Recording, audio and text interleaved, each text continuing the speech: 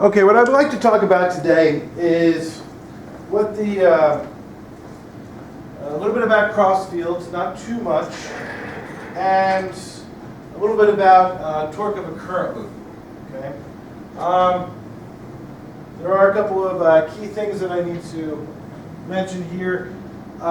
Cross fields are not as important, except for a few things. Okay, we want to be able to figure out a couple things from them that are useful, and we want to see how they work in relation to one another. And by cross fields, we were talking about crossing the electric field and the magnetic field. Okay, the first thing that we'll talk about here is the J.J. Thomson and the discovery of the electron. Okay, J.J. Thomson was famous for, you probably learned in 8th grade, the plum pudding model. I always got a kick out of the fact that they called it the plum pudding model. Basically, that there were these particles called electrons that were shoved inside an atom, and that apparently you'd have to have some sort of positive charge in there as well to account for the fact that atoms are neutral. Okay, the basic idea is this. Okay, and I'm going to try to keep it as basic as possible. But he created a cathode ray, and they have a good diagram in the book. But this cathode ray would send off these electrons, and what J.J. Thomson did was set up two plates. And he'd charge them positively and negatively, so that it would create an electric field inside here. He would then, at the same time, apply a magnetic field inside here to counteract the electric field. But what he would see, first of all, he'd start off, there'd be no electric field, no magnetic field. And there'd be a screen over here, and he'd find where it would hit. So this thing would go straight through, no deflection because there's no magnetic field, there's no electric field. And he'd mark off where the electrons would come through. Again, these are electrons. So now, he would turn on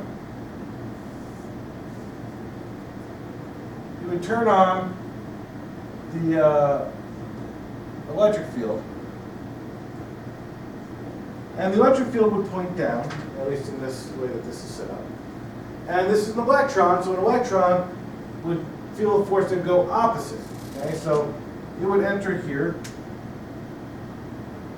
So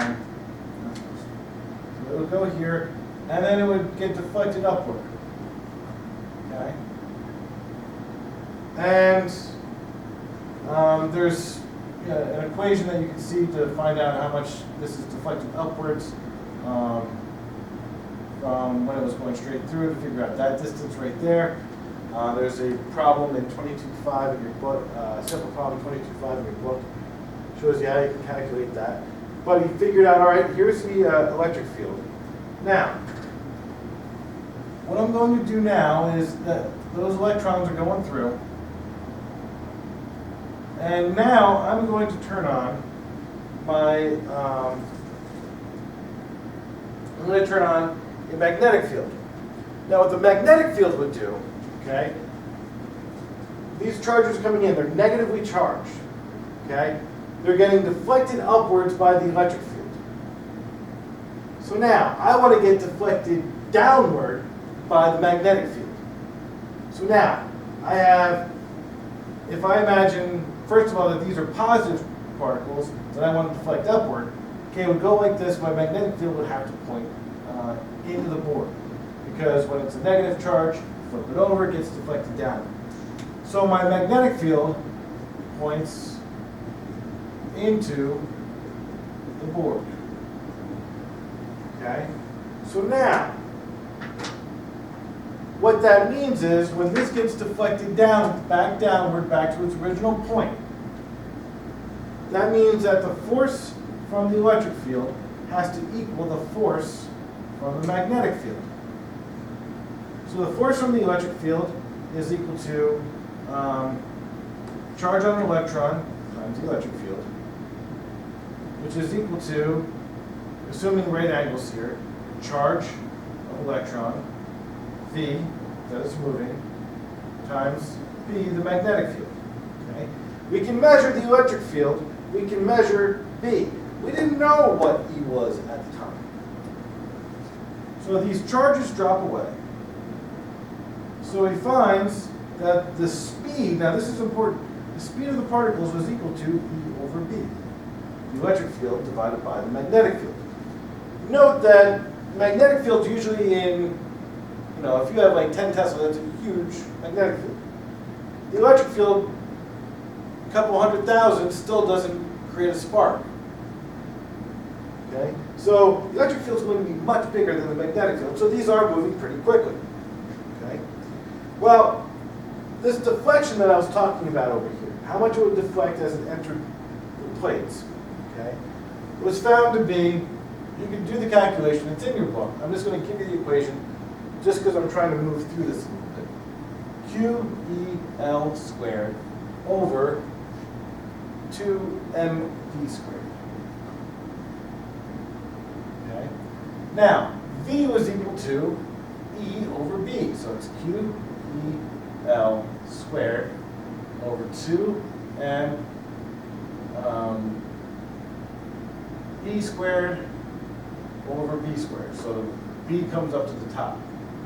One of the E's drops. Okay? Again, Q is the charge. Y is the amount, the vertical height that it deflects as it leaves the plate, which you could then transfer over through some little bit of geometry as it goes out over here. L is the length of the plates. B is the magnetic field. E is the electric field. M is the mass. So now, I go through and I solve for this ratio of M over Q. Okay? So now, M over Q, multiply both sides by M, divide both sides by Q. I wind up with L squared B squared over 2YE. I'm sure I wind up with what I had before. Yeah, okay. Now, this ratio of mass to charge, okay,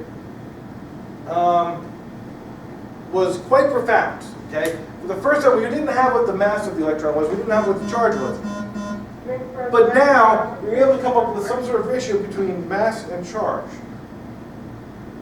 with all these measurable variables. We were able to measure L, we were able to measure B, E, and Y, okay? So we were able to come up with a ratio of mass to charge.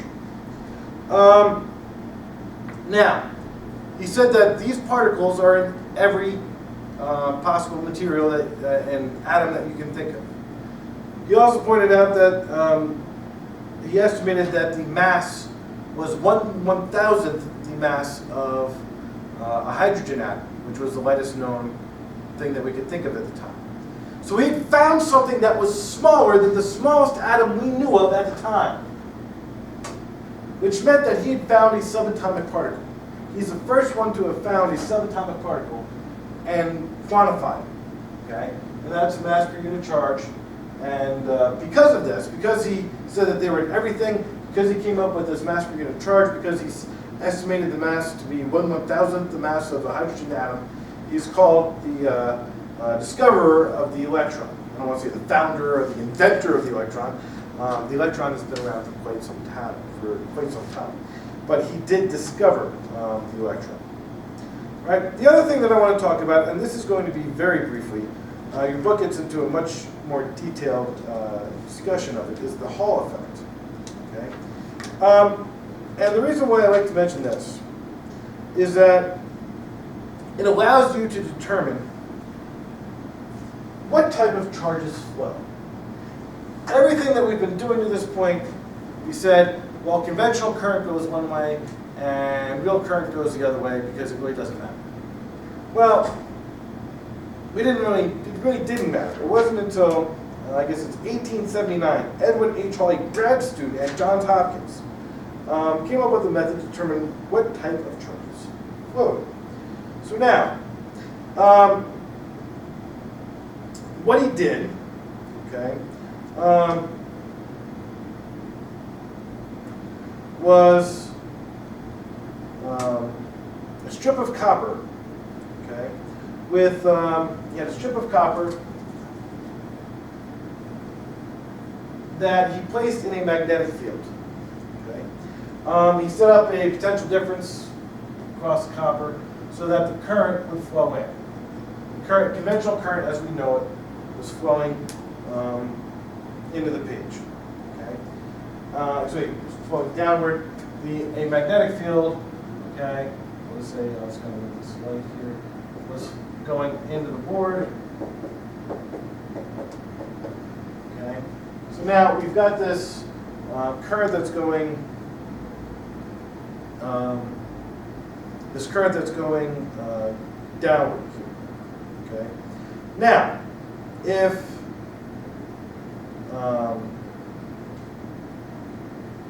so, what happens here is I've got, in actuality, I've got negative charges that are going this way. Well, those negative charges, okay, going into the page, okay, are going to be directed over to this side. So what happens is you've got a pileup of negative charge over on this side. Well, that means that there is a series of positive charges okay, to counteract that. If I put a voltmeter across this, I'm able to tell the difference. Okay, if this is a high end and this is a low end, there's going to be a potential difference across either side. So if there's a potential difference across either side, we can tell that it's negative charges that are going up.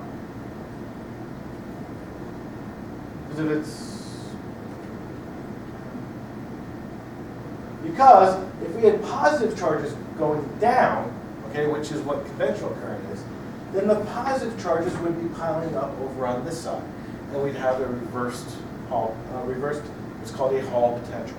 Okay? So this was quite instrumental in determining what type of charges flowed, whether they were positive or negative. Now, final thing is the torque on a current loop. And we might have talked about this last year. We might not have. I don't know if I got to this with everybody last year or not. All right, so now, this is kind of the crux of and the problems that we're going to be dealing with here. Okay, imagine, if you will, a loop of wire like this that's in a magnetic field.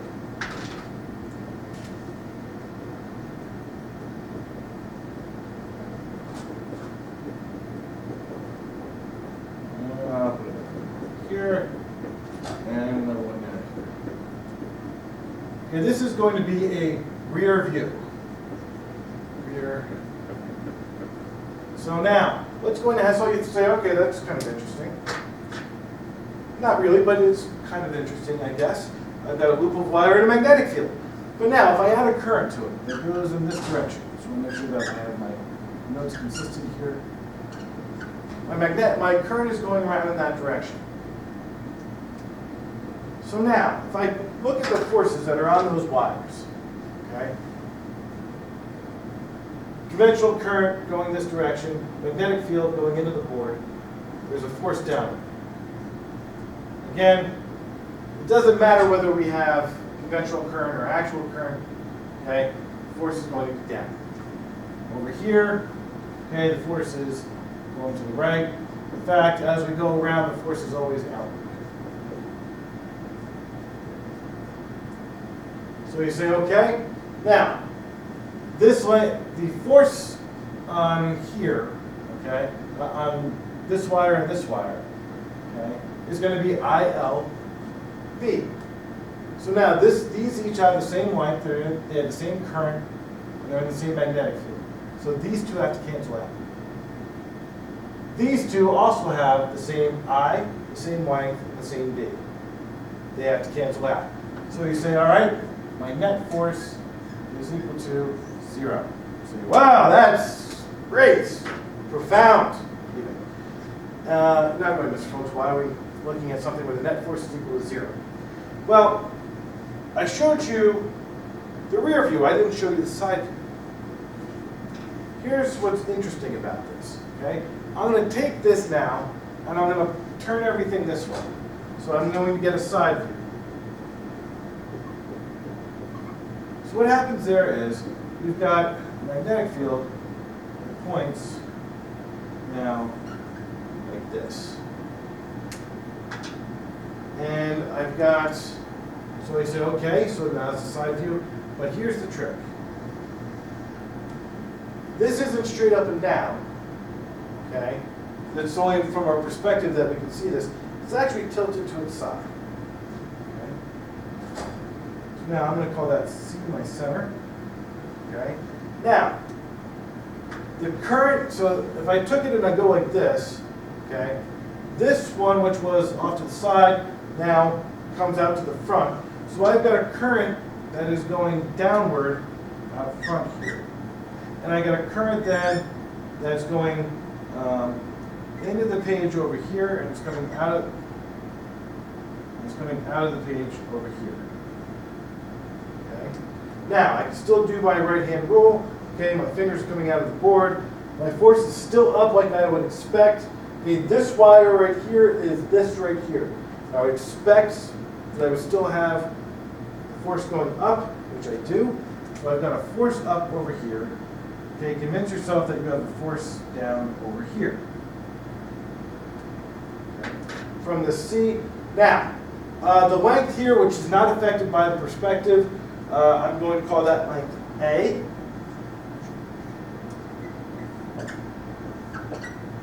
This length is affected by perspective, so we have to look at it here. This is length B. Okay, so length A and length B. Now, let's just take a look at how far it's tilted.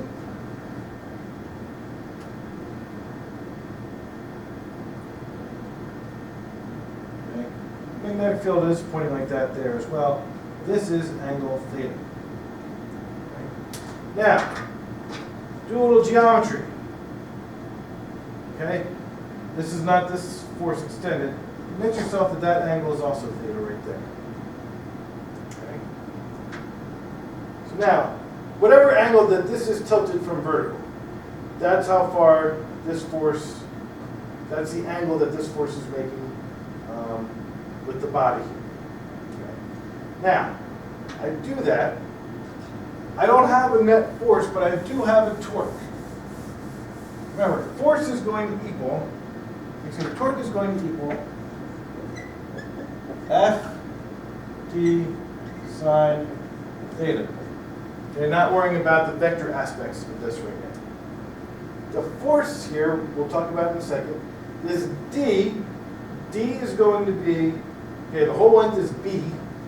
The distance from the rotation axis here is going to be B over 2. So it's going to be torque is going to be whatever the force is times B over 2, and we're going to keep sine theta in the whole time. Okay. That force, okay, is going to be I.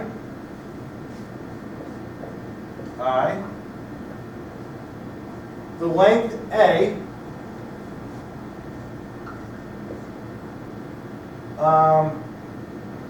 times the magnetic field. Okay. Now, there are two wires, this wire, which are providing torque, so I've got it times 2. Okay, so I've got this whole thing, this is the force. I then have the B over 2 times the sine of theta. So my torque is equal to, these go away, I, A times B, times B, which is the magnetic field, sine theta. Now I'm going to say AB here is going to equal the area, which I will call A. And now let's just say that I have multiple loops of wire. N loops of wire.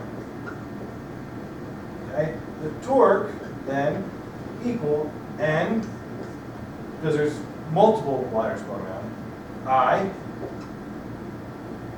AB, which we are calling area, big B times the sine of theta.